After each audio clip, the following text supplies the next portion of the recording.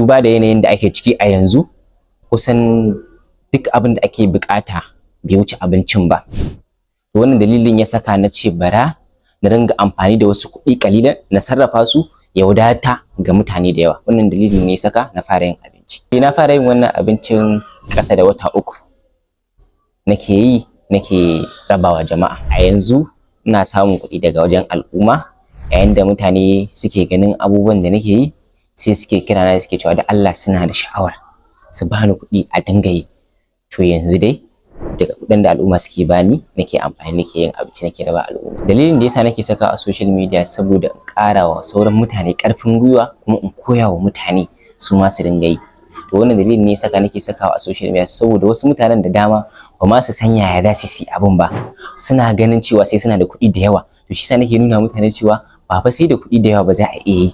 To wannan dalilin ne yasa nake sakawa a social media. Wanda nayi mafi yawa shine wanda na ciyar da mutum 4000. Akwai wata mata da naji na same ta abinci da ita da ƴarta. Yanayin nata ya bani tausayi sakamakon tana kwanci kuma yunwa take ji. Wallahi tallahi ko magana ba ta iya motsa sosai. Na same ta akan titi. Wallahi ina bata abincin. Gashi fa nazo inda take ina bata abincin amma za ta karba wallahi kakkarwa take yi. Tana so ta karba abincin ta rike wallahi ta rike shi da ƙarfi da na bata abincin. Gaskiya ina samun farin ciki musamman ma idan na tafi mutum ya ga na nufo shi da abinci zan bashi sai in ga yana min murmushi.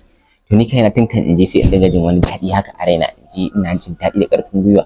To idan na bashi sai in juya sai in je yana taimin addu'a to wannan abin yana sa in ji wani daɗi sai in ji kamar in taraba kamar in ya ƙare abincin ma in dawo gida in dafa wani koma a cigaba da mutane.